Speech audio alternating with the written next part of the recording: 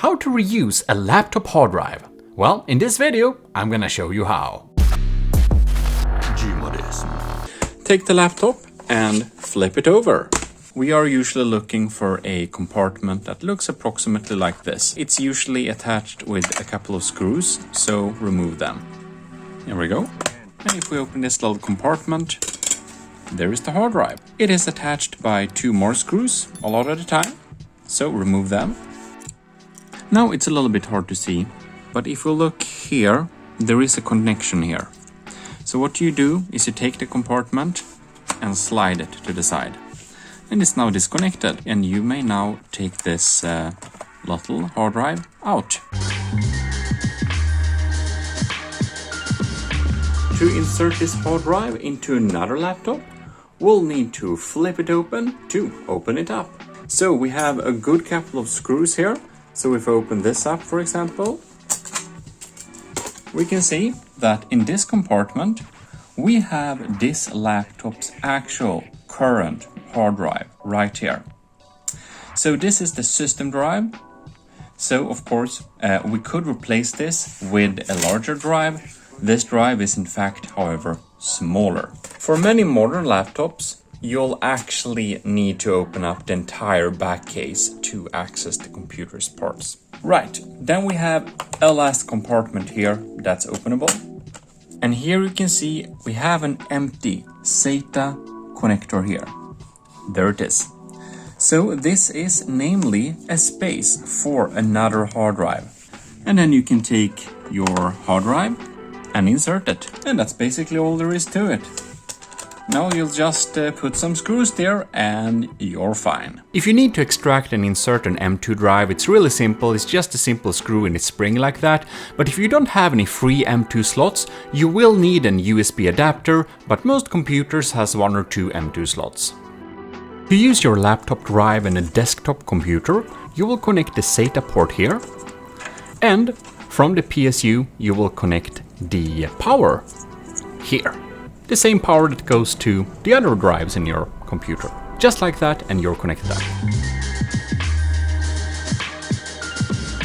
When your computer starts, it will display a key you need to press to start a BIOS. It's usually F12, Escape, F9, F2, depends on the system. You see it on screen and click on it several times until you get to BIOS. The BIOS looks differently dependent on the brand. This is a simulator that shows a generic type. You want to look for something called boot and click that. Down below you see the different instructions on how to navigate on your BIOS version. So I'll use my arrow keys to get to boot.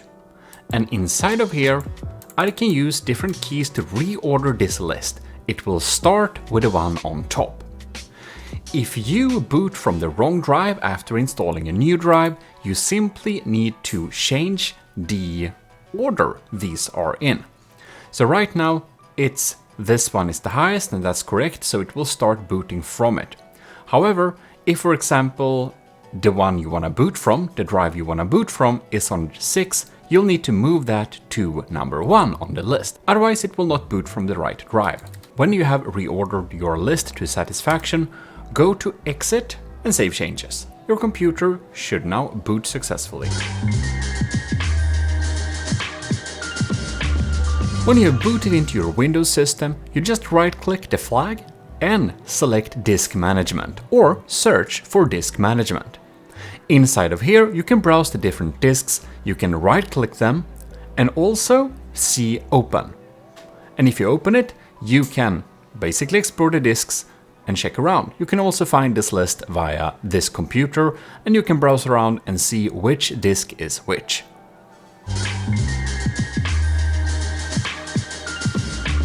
To reuse this old drive and basically make it useful in other systems, we of course need to clear it of stuff.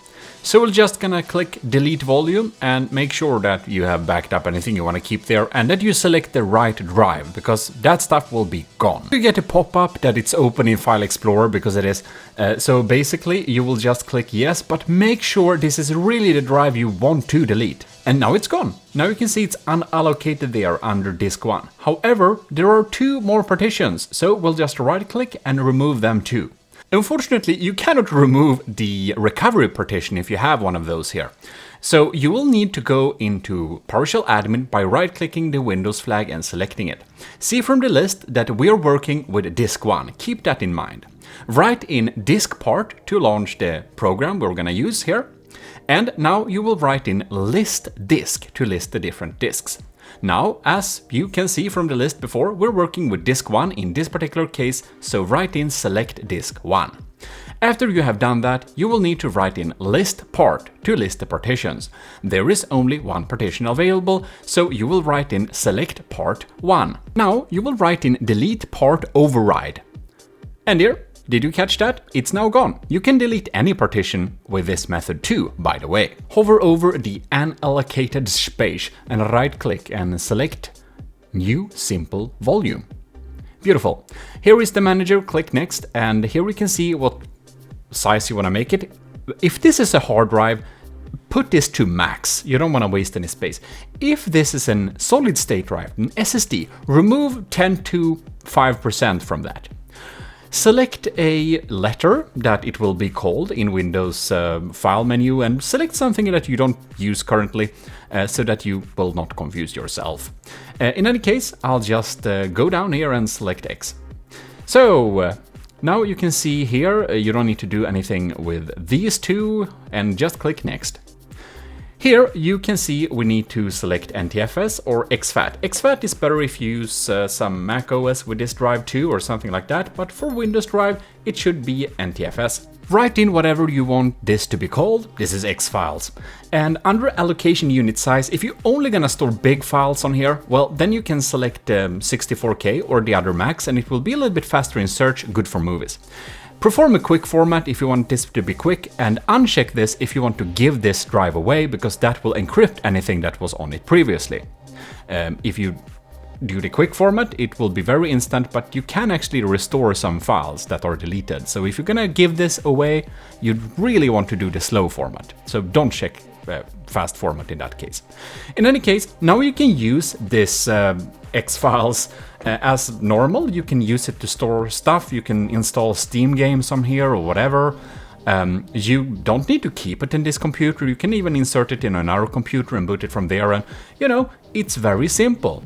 If you have any trouble using this process with like removing partitions and formatting and stuff, maybe you're not logged in as an admin. You probably need to be that to even be able to do all of this, especially the PowerShell admin.